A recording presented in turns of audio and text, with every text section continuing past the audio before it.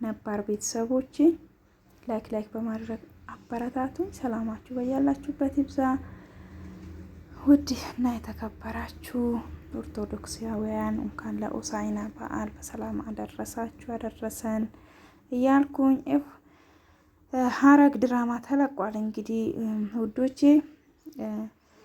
ናታን በጣም ተናዷል።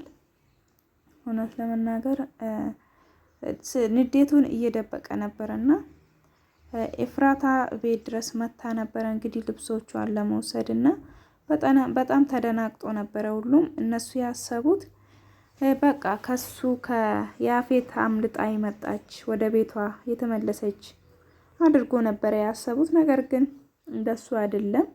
እሷ ልብሶቿን ለመውሰድ ነበር የመጣችው እና እሷን ሲያይ እንግዲህ ያፌት ናታን በጣም ነው የተናደደው። እውነት ለመናገር ጽዮን እንዴት ነሽ? እንኳን በሰላም መጣሽ።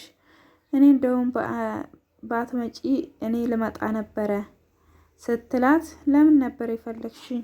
ምን ነው በሰላም ስትላት፣ ኤፍራታ ለጽዮን ስለ ወንድሜ አንዳንድ ነገሮችን ልጠይቅሽ ነበረ ብላ ነበረ። እንግዲህ ጽዮን ስለ እኔ መጠየቅ ከፈለግሽ እኔን ራሴ ባለቤቱን ጠይቅኝ፣ ምን አስፈለገ ሌላ ሰው መጠየቅ አለ እንግዲህ ናታን።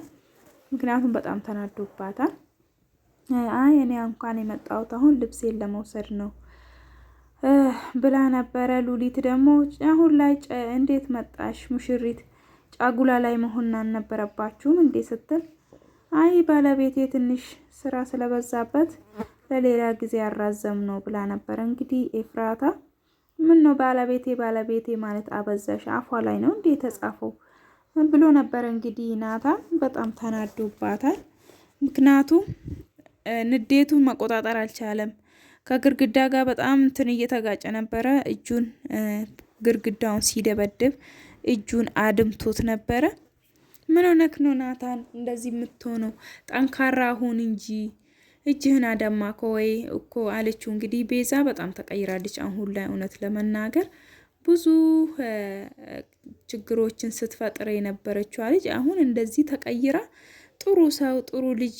ምክንያቱም በፊት ውስጧ ያለው ቅናት በቃ ማለት አለመወደድን እንደዛ አርጋ ራሷን ስለምታስብ ነው ውስጧ በቃ ክፉ ነገርን ለመስራት ስታስብ የነበረው እንጂ ውስጧ መጥፎ ሆኖ አይደለም። እውነት ለመናገር ይሄ ጥሩ ነገር አሁን ዛሬ የመጣ አይደለም፣ በፊቱኑ ውስጧ ስለነበረ ነውና ናታንን እያረጋጋችሁ ነበረ። እንግዲህ ወንድነት ግርግዳ መደብደብ ነው እንዴ ብላለች። እንግዲህ ሉሊት በጣም እያናደደችው ነው። ሉሊት ሰው መግደል ወንድነት ከሆነ መጀመሪያች ሴትዮ ነው መገላት እያለ ነበረ። እንግዲህ ናታን በጣም ተናዷል ናታን እውነት ለመናገር። ምክንያቱም የሚወዳትን የሚያፈቅራትን ሁሉ ነገሩ የሆነችውን ኤፍራታን ነው ያጣው። በዛውም ደግሞ ጠላቱ በሆነው ሰው ነው እና የተቀማው። እሱ አሁን እውነቱን ስለማያውቅ ኤፍራታ ለሱ ብላ እዚህ ነገር ውስጥ እንደገባች ያወቀ ቀን እንግዲህ በጣም ይጸጸታል ናታን። እውነት ለመናገር እውነቱ ይቆያል እንጂ መውጣቱ አይቀርም። ጽዮን ደግሞ በማስታወሷ እንግዲህ በጣም ደስ ይላል። እውነት ለመናገር ብዙ ነገሮችን እያበላሸች ነበረ፣ ኤፍራታንም እያስከፋቻት ነበረና አሁን ግን ሁሉንም ነገር አስታውሳለች። ብዙ ነገር እዛ ሰርጉ ቦታ ስለሄደች እንዴት ማስታወስ ቻልሽ? ምን እየተፈጠረ ነው እያለች ነበረ። እንግዲህ ኤፍራታ ራሱ እሷን ተከትላ ወደ ክፍላ ገብታ ነበረ። አታልቅሽ፣ እኔ እስኪ ተደጋግፈን እናልቅስ እያለች ነበረ። ከዚህ በፊትም እንደዚህ አድርጎ ስለነበረ እና ማስታወስ ቻልኩ፣ እንዴት ልታስታውሽ ቻልሽ እያለቻት ነበረ ኤፍራታ። እዛ ቤት በመጣሁት የያፌትን ፊት ሳየው እኛ ቤት ውስጥ ሆኜ ነው ማስታወስ የቻልኩት። ስለ ሉሊትም ታዲያ ሉሊት አንቺ ላይ ባደረገችው ነገር ማስታወስ ቻልሽ ታዲያ ስትላ፣ እንዴት አወቅሽ? አንቺ እያወቅሽም ደግሞ እንዴት ዝም አልሽ እያለቻት ነበረ። እኔ በሆነ ነገር ልጠቀምባት እያሰብኩ ነበረ።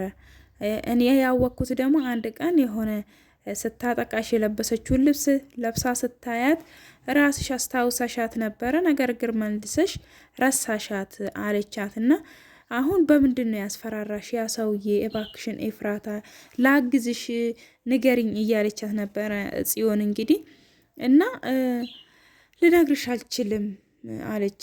ቃል እኮ ተገባብተን ነበረ ከዚህ በፊት ምንም ነገር እንደማንደባበቅ ብላ ነበረ እንግዲህ ጽዮን ለኤፍራታ የነገረቻት እና በዛ ምክንያት እና በወንድምሽ ነው ያስፈራራኝ እና በስራ ምክንያት ቀጥሮት ነበረና ናታንን አደንዝዞት እንግዲህ ሰው እንዲገል አድርጎታል።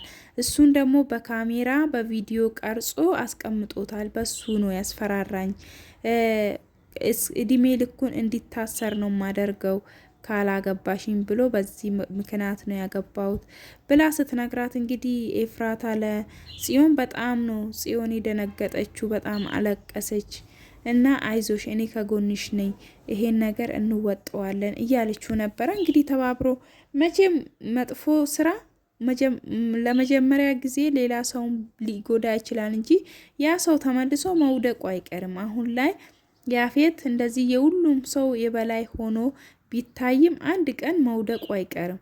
አንድ ቀን በሆነ መንገድ ይወድቃል ብዬ አስባለሁ።